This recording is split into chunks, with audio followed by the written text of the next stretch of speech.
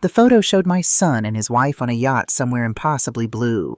Grace's blonde hair caught the Mediterranean sun while Adam held a champagne flute, his smile as white and perfect as the boat behind them.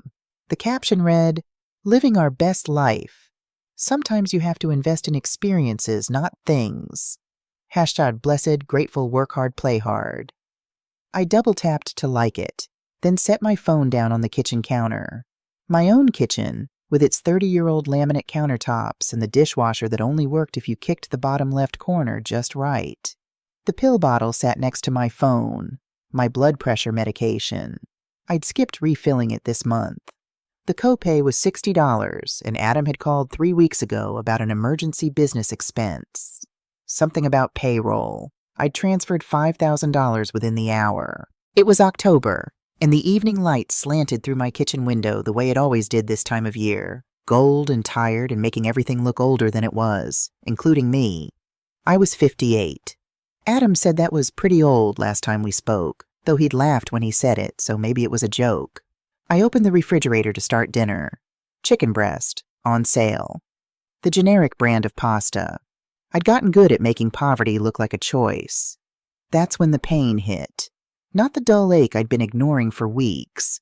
This was different. This was a fist closing around my heart, squeezing until the kitchen tilted sideways. The refrigerator door swung wide, and I heard something crash. The milk, probably. But I was already falling. The granite countertop rushed up to meet me. I'd saved for 3 years to afford that countertop, working overtime at the accounting firm before I retired. Adam had needed help with his first startup then. The failed one. Before the successful consulting business he never seemed to want to talk about.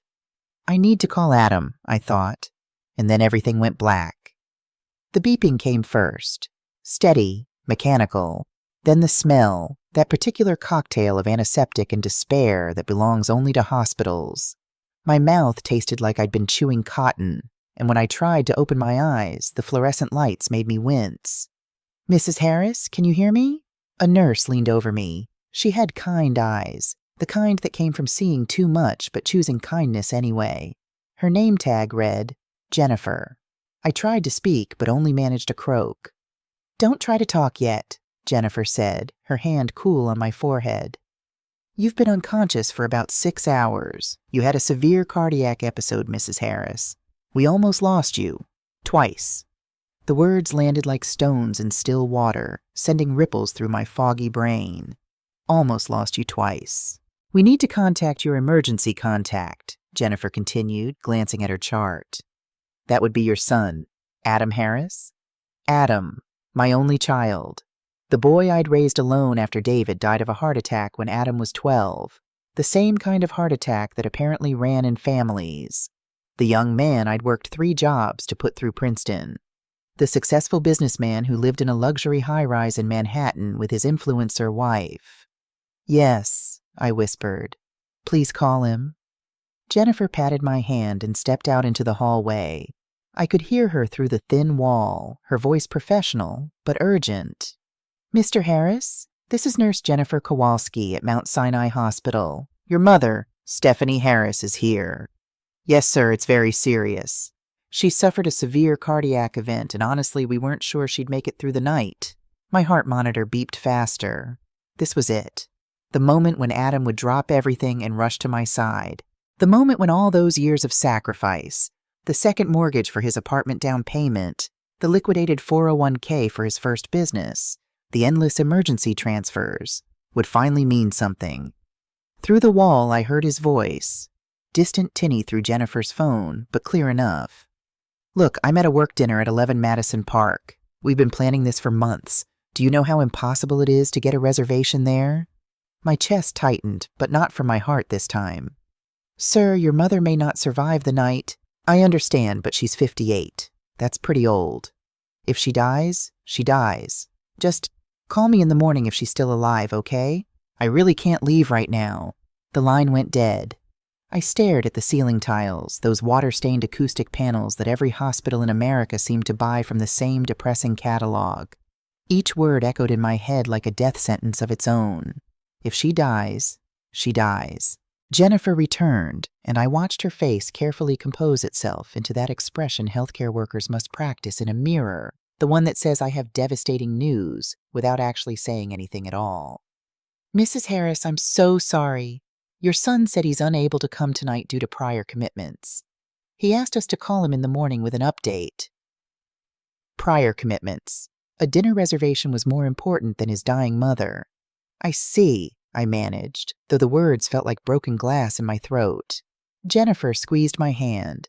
She was maybe 40, with 2 kids' photos pinned to her scrubs. A boy and a girl, elementary school age, both grinning with missing front teeth. I've been doing this for 20 years, honey, she said quietly.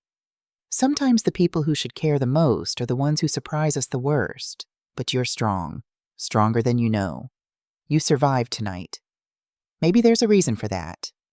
After she left, I lay in the darkness with only the machines for company. The room was cold. The blanket was too thin, and I was completely, utterly alone. That's when something shifted inside me. It started small, a tiny crack in the careful structure I'd built around my heart, the one that said loving your child meant accepting any treatment they offered. The crack spread, branching out like lightning through glass, until suddenly the whole thing shattered. The Stephanie Harris, who had spent nearly 6 decades putting others first, who had sacrificed everything for an ungrateful son, who had accepted scraps of affection as if they were a feast. That woman died in that hospital bed. What emerged was someone different. Someone who finally understood that love without respect is just manipulation. Someone who realized that being a doormat isn't the same as being a good mother. Someone who was about to remind her son that underestimating a woman who has nothing left to lose is a very dangerous mistake. As the monitors beeped steadily through the night, I began to plan. Not my funeral, as Adam probably hoped, but something far more satisfying. His complete and utter financial collapse. 5 days later, I walked out of Mount Sinai under my own power, and I had never felt more alive. The cardiac episode had been caused by stress and hypertension, made worse by skipping my medication. The doctors said I was lucky. With lifestyle changes and proper medication, which I would now actually take, I could live another 30 years. 30 years. More than enough time for what I had planned. Adam hadn't visited once during my hospital stay. Not once. Jennifer and the other nurses tried to hide their disgust, but I could see it in their eyes every time visiting hours ended and my room remained empty. Other patients had flowers, balloons, family members who camped out in uncomfortable chairs. I had medical charts and a growing fury that burned brighter each day. On day 3, he'd sent a card from the hospital gift shop. Generic. Get well soon, in looping script with a watercolor flower. Inside, just his signature. Adam. Not love Adam, not your son Adam. Just his name, like he was signing a business contract. Grace hadn't bothered with even that much, but their neglect had been a gift, really. It gave me time to think, to remember exactly who I was dealing with. I thought about the night Adam graduated from Princeton, how I'd worked the overnight shift at the distribution center, the morning shift at the accounting temp agency, and weekends at the department store to cover what the student loans wouldn't. How Adam had partied with fraternity brothers whose trust funds could have bought my house 3 times over. I thought about his wedding day, when Grace had accidentally forgotten to include me in the family photos, when I'd been seated in the back corner with distant cousins I'd never met, wearing an off-the-rack dress while Grace floated down the aisle in Vera Wang. I thought about all the birthdays, holidays, and special occasions where I'd been an afterthought. The times I'd been uninvited to parties because Grace thought I was too old or wouldn't fit the vibe with their crowd. Most of all, I thought about the money. For 31 years, I'd been Adam's safety net. When he needed a down payment for his first apartment, I'd taken out a second mortgage. When he wanted to start his consulting business after the first startup failed, I'd liquidated my retirement account, all $180,000 of it. When he and Grace bought their luxury apartment, I'd co-signed the mortgage and provided the $175,000 down payment for my life insurance policy's cash value. Over the years, I'd given him close to $850,000. Not loans, gifts, because that's what mothers do for their children, right? They sacrifice everything and expect nothing in return, except respect, except love, except the basic human decency of showing up when your mother is dying in a hospital bed. On my final night at Mount Sinai, I stared out the window at the Manhattan skyline and made a decision that would change everything. The next morning, I took a taxi home to my modest house in Queens, the house I should have paid off years ago if I hadn't spent a fortune supporting my ungrateful son. I showered, put on my best black suit, the one I'd worn to David's funeral 15 years ago, and made 2 phone calls. The first was to my bank. First National, this is David Kelly speaking. David had been my banker for 25 years. He'd watched me scrape together every penny, had approved every loan I'd taken to support Adam's dreams. He knew exactly what my financial sacrifices had cost me. David, this is Stephanie Harris. I need to schedule an emergency meeting. Can you see me this afternoon? There was a pause. Stephanie, I heard about your hospitalization. Are you all right? I'm about to be. 2 o'clock? Of course, I'll clear my schedule. The second call was harder. I pulled up my laptop and searched for Financial Crimes Investigator New York. The first result was a website for Morgan Investigations, run by someone named Rachel Morgan, former FBI, specialized in family financial fraud. My finger hovered over the phone number. This was it. The moment where I either accepted my role as Adam's eternal ATM, or I finally stood up for myself. The moment where I chose between the comfortable lie of maternal martyrdom or the uncomfortable truth of being systematically exploited. I made the call. Morgan Investigations, this is Rachel. Ms. Morgan, my name is Stephanie Harris, and I need to know if my son has been stealing from me. Rachel Morgan's office was in a nondescript building in Midtown, the kind of place you'd walk past 100 times without noticing, which was probably the point. She was maybe 60, with steel gray hair cut in a sharp bob and eyes that looked like they'd seen every lie humanity had to offer. 2 framed commendations from the FBI hung on the wall behind her desk, next to a photo of her shaking hands with someone important whose face I didn't recognize. Coffee? She offered, gesturing to a Keurig in the corner. No, thank you. She sat across from me, a yellow legal pad in front of her. Tell me everything. So I did. The hospital, the phone call, the years of emergencies that drained my accounts, the wedding where I'd been invisible, the gift shop card.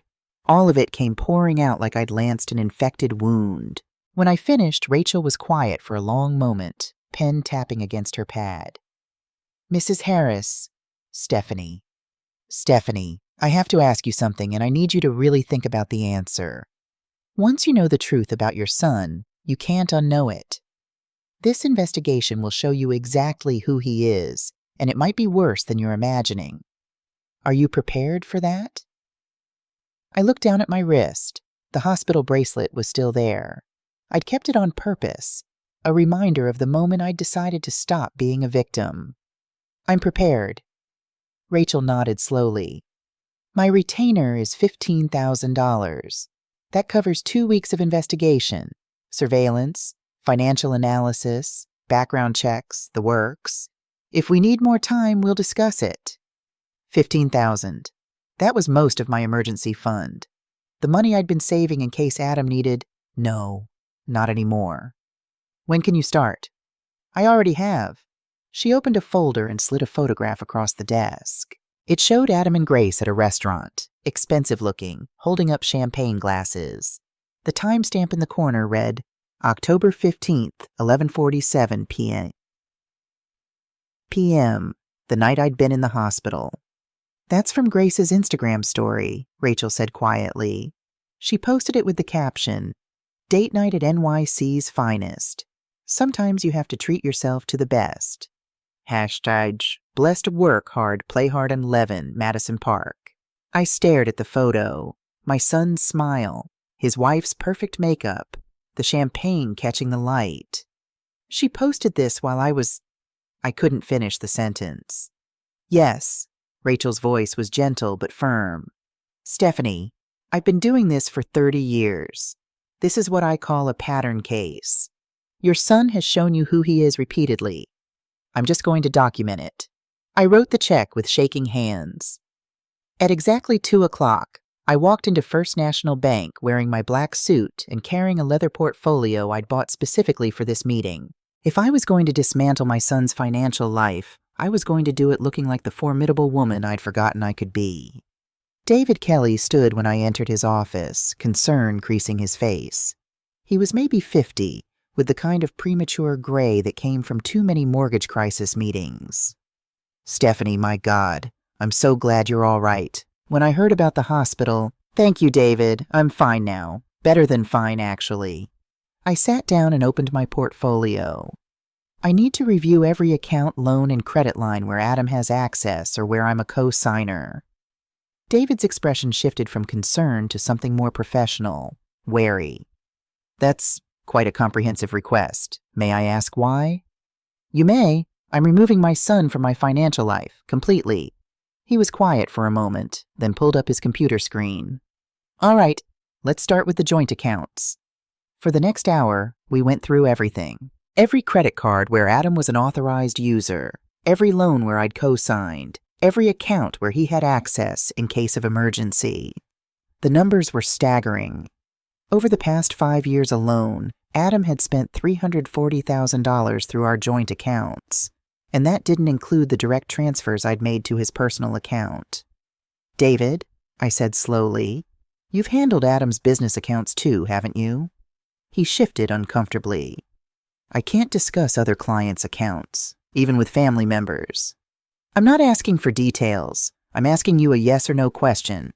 Is my son's consulting business successful?"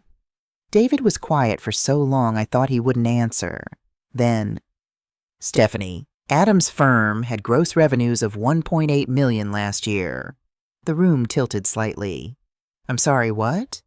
$1.8 million. His business is very successful, but his spending is—" He trailed off. "His spending is what, David?" "Approximately $3.5 million annually, which means he's spending almost double what he earns. The difference has been subsidized by the accounts you're listed on." I did the math in my head.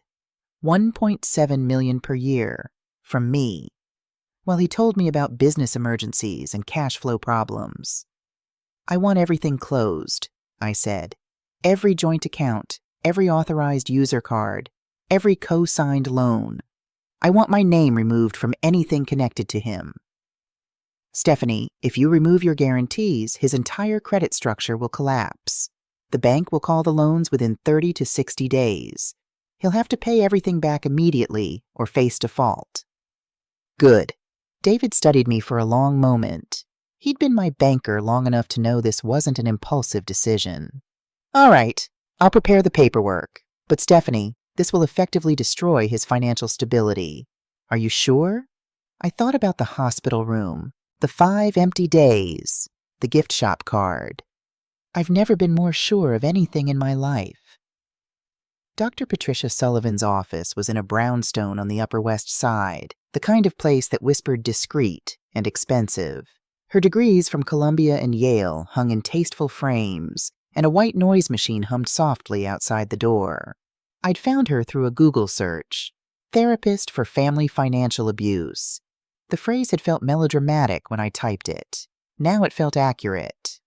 "Tell me what brings you here, Stephanie," Dr. Sullivan said. She was maybe 55, with kind eyes and an expression that managed to be both neutral and encouraging. So I told her. Again.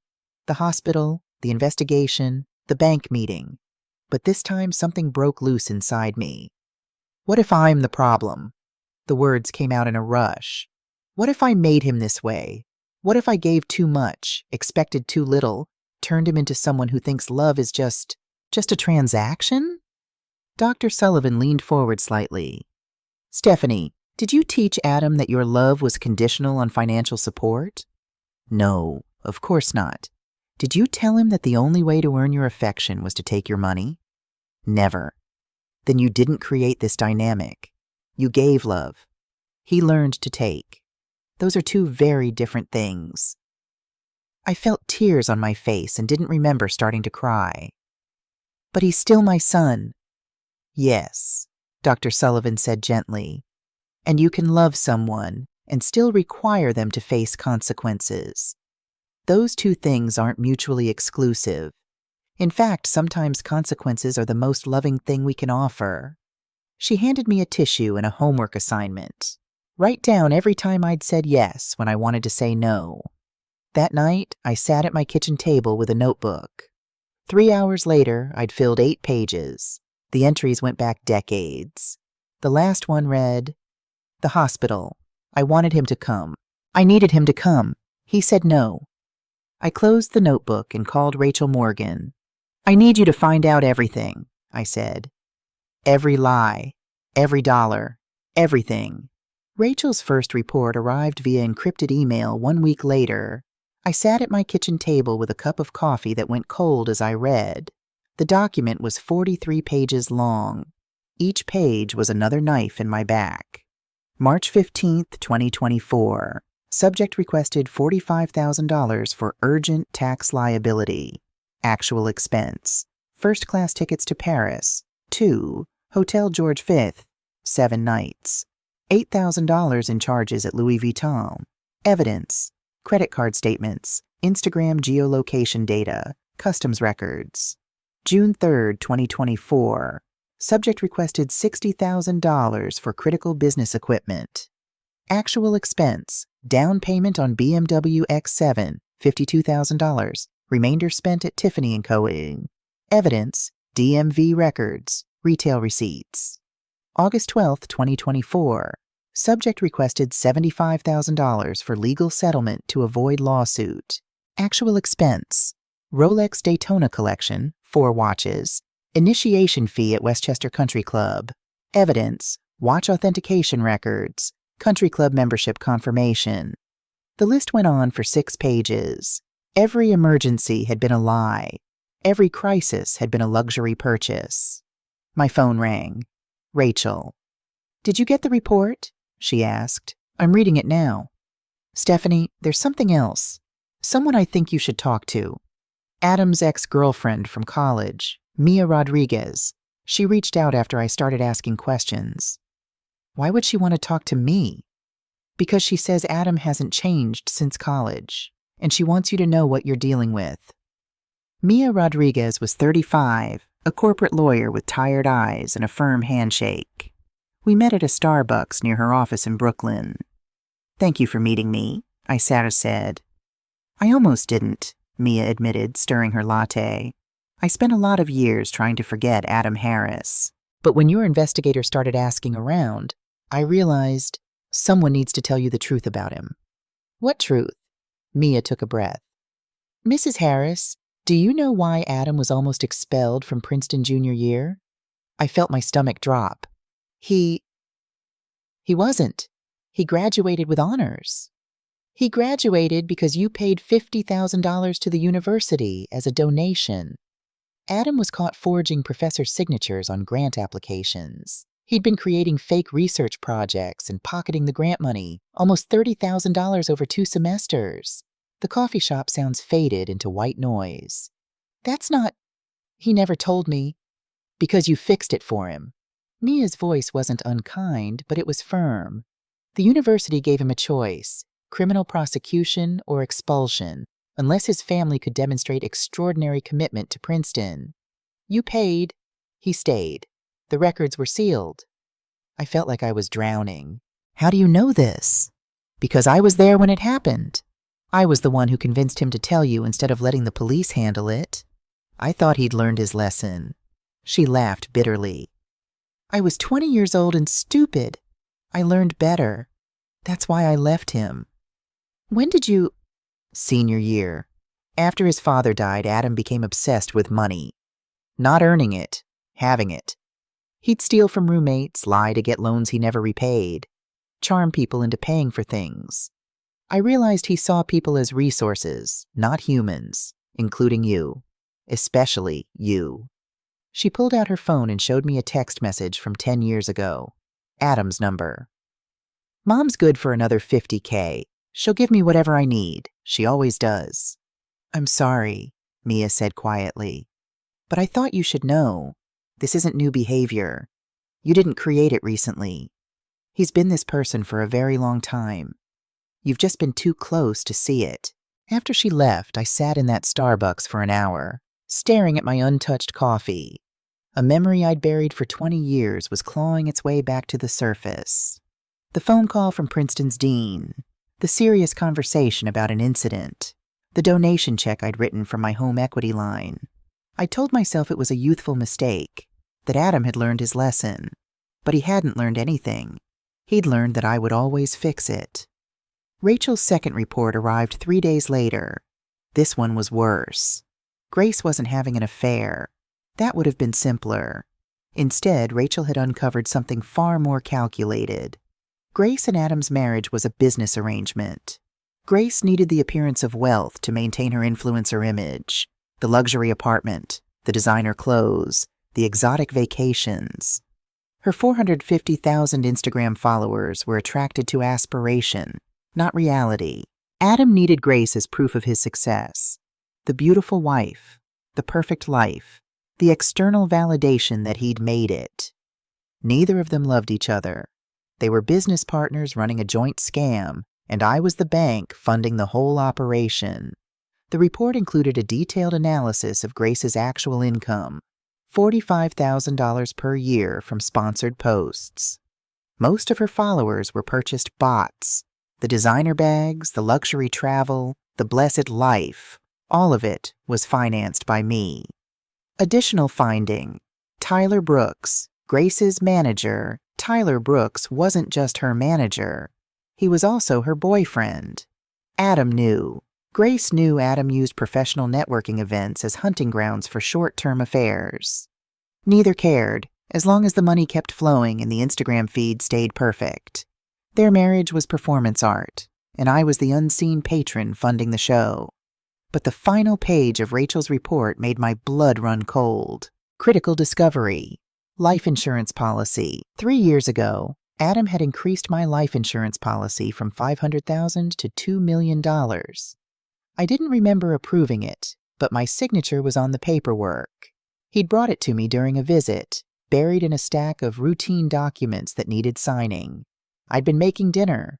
Adam was the sole beneficiary. Rachel had also obtained Adam's laptop browsing history through methods I decided not to ask about. The searches painted a disturbing picture.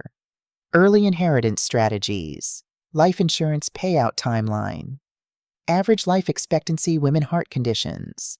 Does life insurance pay if death is natural causes? The last search was dated October 10th, 5 days before my cardiac episode. I sat at my kitchen table, the report in front of me, and asked myself a question I never thought I'd ask. Had my son been hoping I would die? That evening, I called Dr. Sullivan. I need an emergency session. She fit me in at 8 o'clock. I arrived with Rachel's report and a question I couldn't answer alone. Did my son want me dead? Dr. Sullivan read through the insurance section carefully. When she looked up, her expression was grave.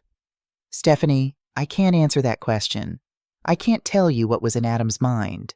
But I can ask you this. Does it change what you need to do? I don't know.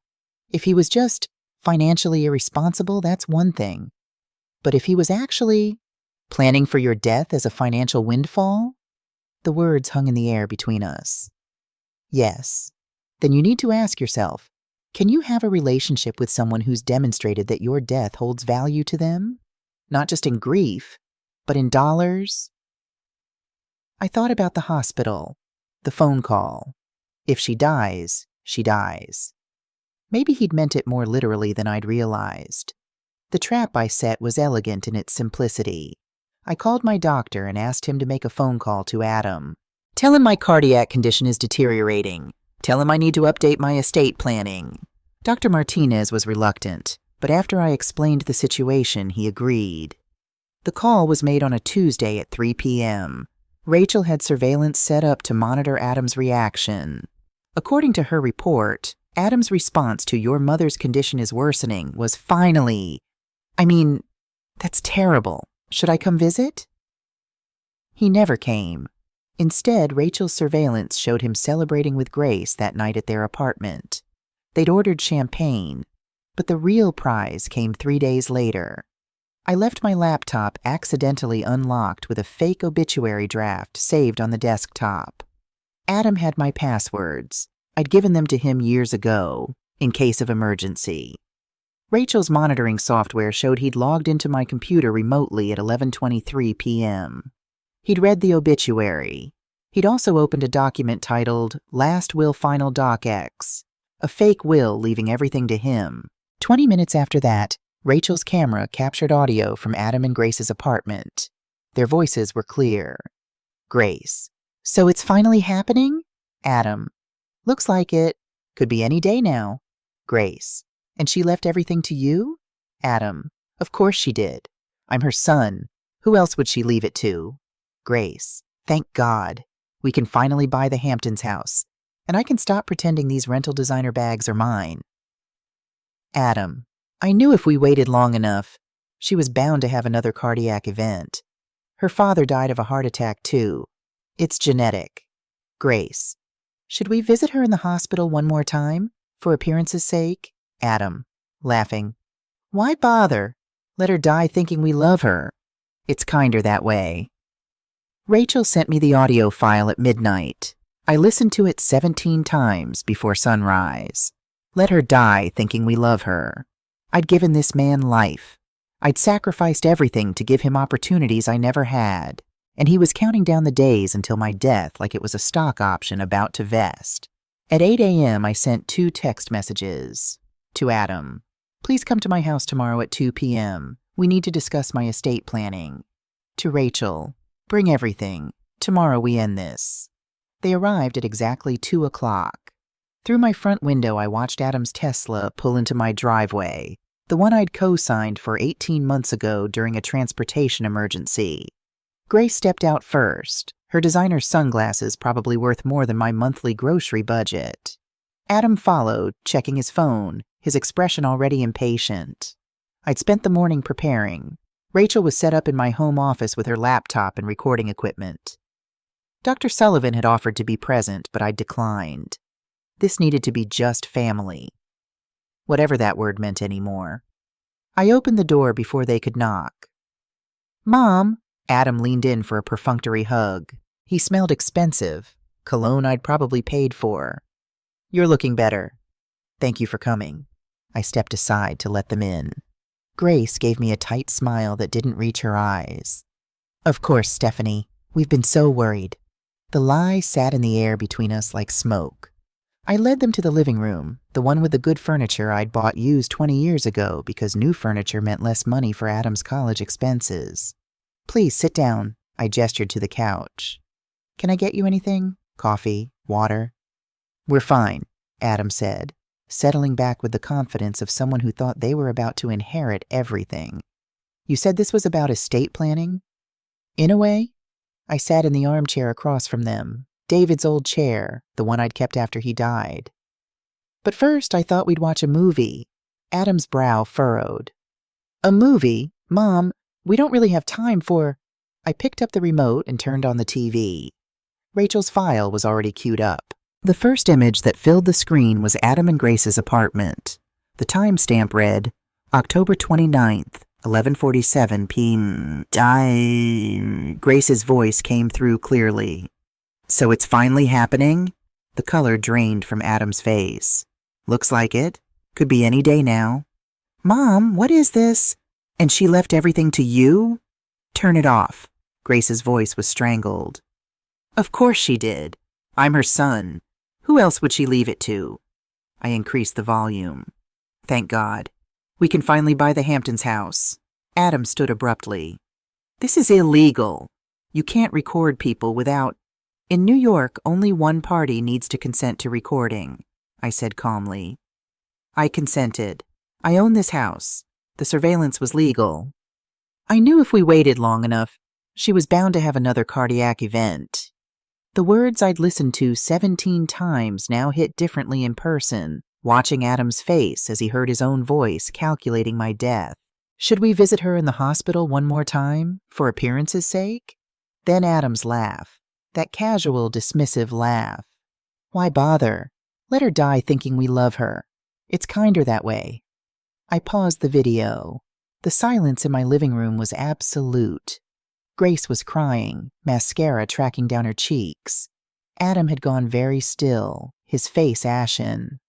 "Mom," he said finally, we didn't mean—" "Stop." My voice was steady, calm. I'd practiced this. "I want you to watch the next part." I played the second file. This one was a montage Rachel had compiled. Every fake emergency cross-referenced with the actual expenses. Adam's face appeared in photograph after photograph. Paris, the Bahamas, the BMW dealership, Tiffany's, the country club. Each image had a caption showing what he'd told me versus what he'd actually spent the money on. $45,000 for tax emergencies, I narrated as the images played.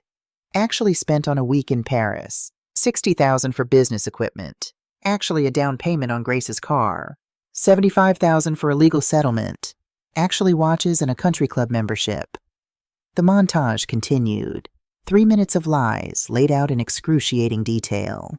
When it ended, I turned off the TV and looked at my son. "Adam, let me ask you something. When was the last time you visited me just to see how I was doing? Not when you needed something. Just because you cared." He opened his mouth, then closed it. "I'll tell you when. It's been 8 months. The last time you set foot in this house was February 14th, when you needed me to co-sign for Grace's car loan. You brought flowers, carnations, my least favorite, and left 20 minutes after I signed the paperwork." "Mom, I've been busy with the business." "Your business that generates $1.8 million in annual revenue?" I pulled out David Kelly's report. "The business you told me was struggling while you spent $3.5 million a year? The business I've been subsidizing to the tune of $1.7 million annually?" Adam's mouth fell open. "You're not broke, Adam. You're just living beyond even your very substantial means, and you've been using me as your personal bank to make up the difference." Grace found her voice. "Stephanie, this is a misunderstanding." "Is it?" I turned to her. "Tell me, Grace, how much do you actually make from your influencer career? Not the image you project, the reality." She was silent. "I'll tell you. $45,000 last year. The rest, the luxury apartment, the designer bags, the exotic vacations, all funded by me. Your entire Instagram presence is a lie built on my retirement savings." I stood and walked to my desk, pulling out 3 folders. I handed one to each of them and kept the third. Inside, you'll find several things. First, evidence of tax fraud. "Adam, you've been claiming personal expenses I paid for as business deductions. The IRS received their copy this morning." Adam's hands shook as he opened the folder. "Second, documentation of elder financial abuse. I filed a report with Adult Protective Services. It's a matter of public record now." "You can't do this," Grace whispered. "Third, termination notices for every loan I've co-signed, every credit card where you're an authorized user, every account where you have access. Effective immediately." "Mom, please." "Fourth, a copy of my new will. You'll notice you're not in it. Everything goes to charity now. The women's shelter, the food bank, and a scholarship fund for students whose parents can't afford Princeton." Adam's face had gone from white to red. "This is insane. I'm your son." "Are you?" I asked quietly. "Because sons don't calculate their mother's life expectancy. Sons don't increase life insurance policies and then Google early inheritance strategies. Sons don't celebrate their mother's declining health like it's a stock option about to vest." I pulled out the final document, printouts of his search history. Average life expectancy women heart conditions. October 10th. Does life insurance pay if death is natural causes? October 13th. 5 days before my cardiac episode that you couldn't be bothered to interrupt dinner for. "I never wanted you to die." Adam's voice broke. I was planning. I was being responsible." "Responsible?" The word tasted like acid. "You were financially planning for my death as a desirable outcome. Do you understand how that feels? To know your child has assigned a dollar value to your life and decided it's worth more than your continued existence?" Adam sank back onto the couch, his head in his hands. When he looked up, there were tears in his eyes. "You don't understand what it's like," he said, and for the first time he sounded genuinely broken. "After Dad died, I watched you struggle. I watched you work yourself to exhaustion. I was 12 years old, and I promised myself I'd never be poor like that. Never be helpless like that. So you decided to steal from me? I decided to succeed. His voice rose. I built a business. I made something of myself. But it's never enough, Mom. The clients expect luxury. Grace's followers expect perfection. Everyone's watching, waiting for me to fail like I did with the first startup. Do you know what that's like? To have everyone expecting you to fall? So you used me as a safety net. You turned me into insurance against your fear of failure. Yes, he was crying now, really crying. Yes, okay? I used you because I knew you'd always be there, because you'd always said family comes first, because I'm your son and you love me and you thought that love was unconditional, I finished. That I'd give and never ask for anything in return. That you could treat me like an ATM with an inconvenient personality attached, and I'd just keep accepting it. I do love you, Mom.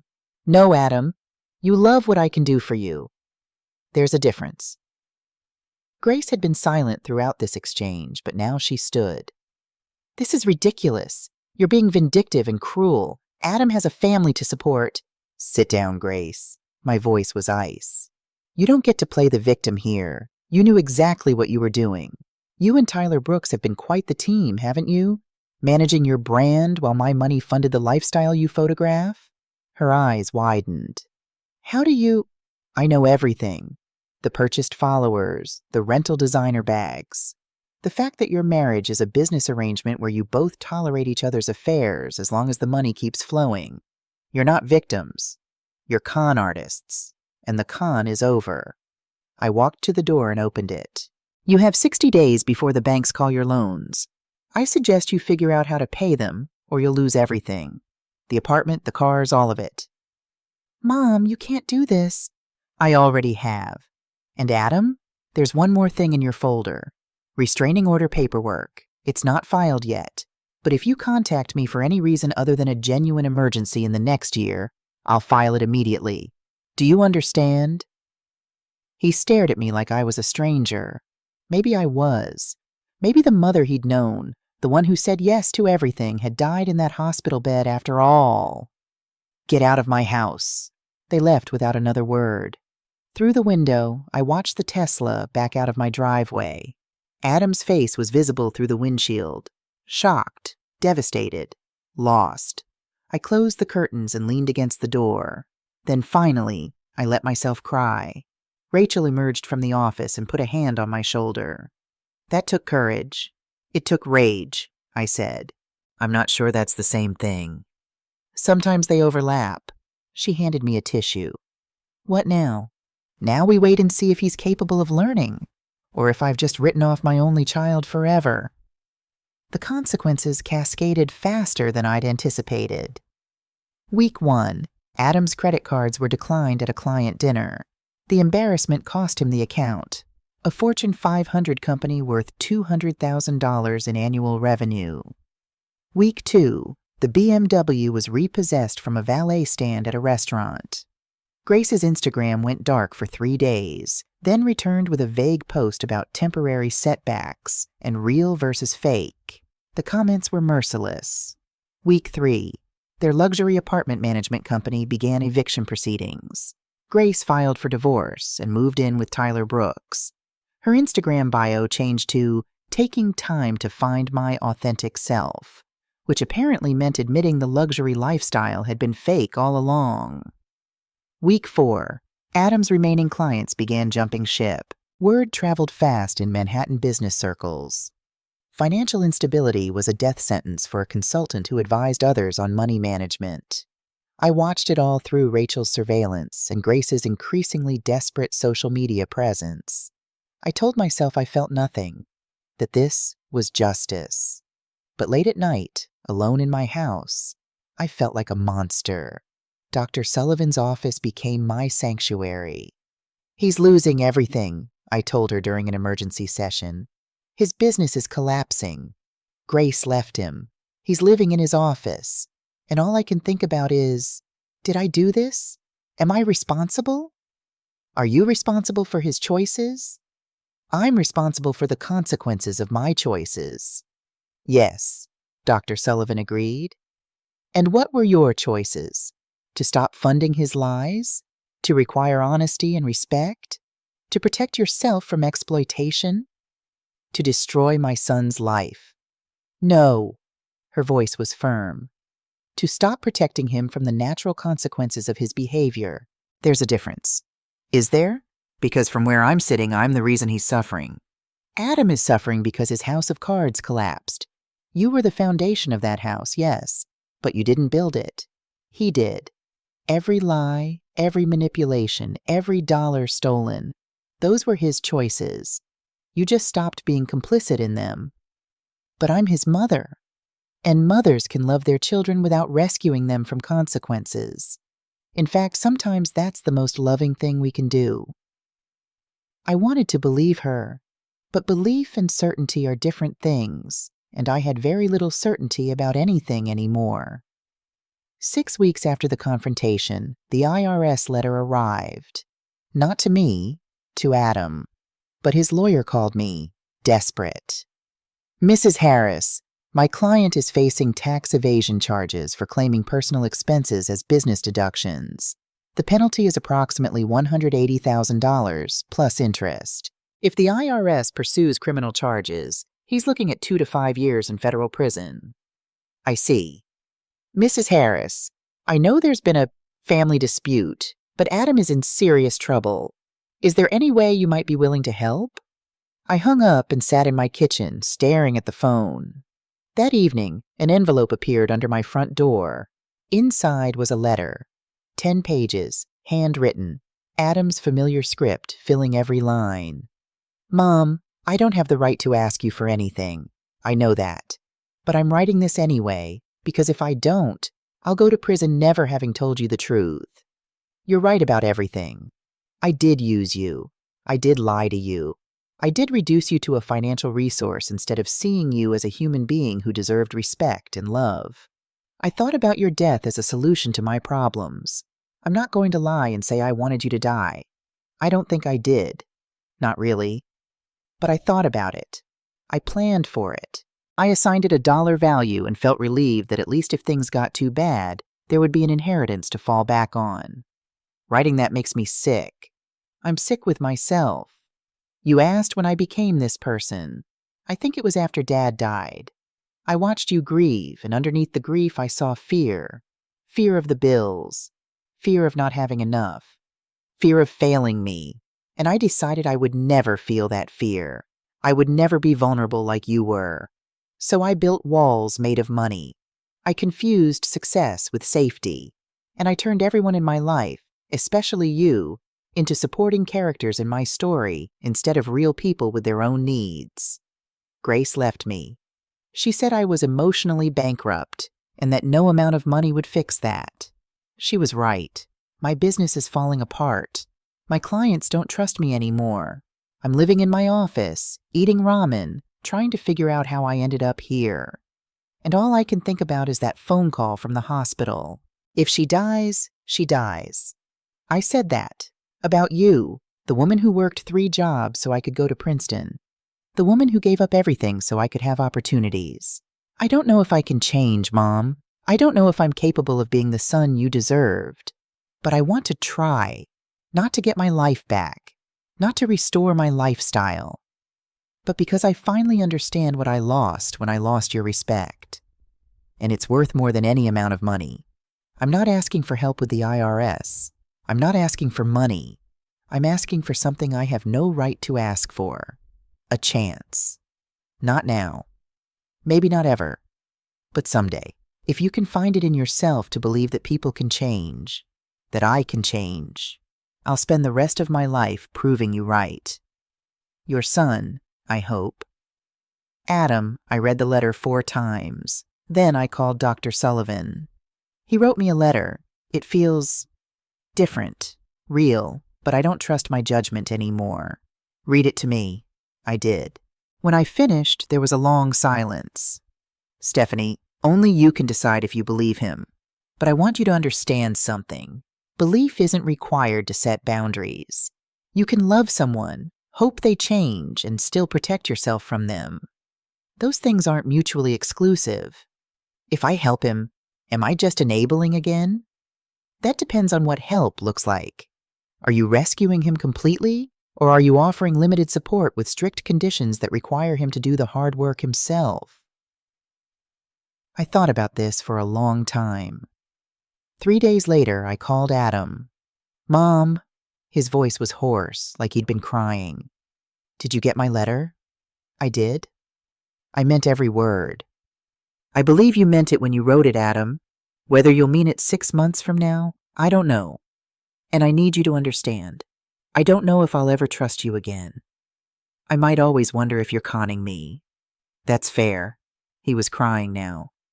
"That's more than fair. I'll pay half the IRS penalty, $90,000, but there are conditions. Anything. You'll work with a financial counselor, not me, for 2 years. I'll pay for that separately. You'll see a therapist who specializes in behavioral patterns and money disorders. You'll meet me for lunch once a month, not to ask for anything, just to talk. And if you miss one session, one lunch, or ask me for money even once, I'm done forever. Do you understand?" "Yes." "The other 90,000 you'll earn, or you'll face the consequences. That's not my problem to solve." "I understand." "Adam, I need you to know something. I love you. I've always loved you. But I love myself now, too.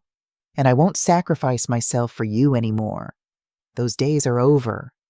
"I know, Mom. And I'm going to earn back your respect, not your money. Your respect, even if it takes the rest of my life." After I hung up, I sat in my garden and wondered if I'd just made a terrible mistake. But Dr. Sullivan's words echoed in my mind. You can love someone and protect yourself from them at the same time. Maybe that was enough. 8 months later, I was in my garden reading the advance copy of my memoir when my phone rang. Adam's name on the screen still made my heart race. Anxiety and hope mixed into something complicated and uncomfortable. "Hi, sweetheart," I answered.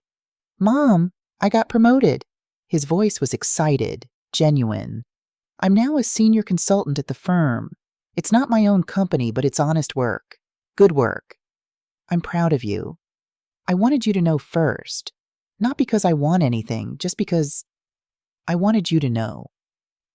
We talked for 20 minutes about his job, my book, the weather, normal things, parent and child things. As we were saying goodbye, Adam hesitated. "Mom, can I ask you something?" My body tensed automatically. Old patterns die hard. "What?"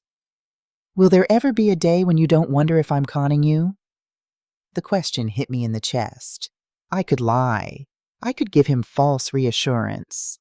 But I'd promised myself honesty, even when it hurt. "I don't know, Adam. Maybe not." There was a long pause. Then, "That's fair. I'll keep trying anyway." After we hung up, I sat in the garden for a long time, watching the sunset paint the sky in shades of gold and crimson. My phone buzzed with a text from Rachel. Grace was arrested. Embezzlement from Tyler's company. $150K over 18 months. Thought you'd want to know. I stared at the message. I'd expected to feel triumphant, vindicated.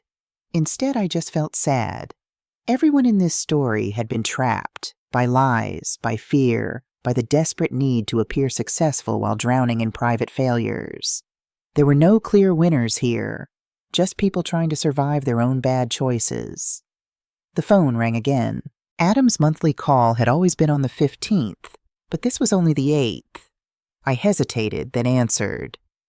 "Mom, I just heard about Grace. Are you okay?" I'm processing.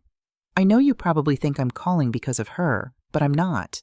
I'm calling because I realized you might be feeling complicated about this, and I wanted you to know I'm here if you want to talk." I felt tears on my face. "Thank you, Adam. I love you, Mom. Not because of what you can do for me, just because you're my mom. I'm going to keep saying that until maybe someday you believe it." After he hung up, I sat in my garden until the stars came out. I'd learned the hardest lesson of all. You can love someone and protect yourself from them at the same time. You can hope for change without guaranteeing it. You can extend grace without abandoning boundaries. And maybe, just maybe, that was the only inheritance worth leaving behind.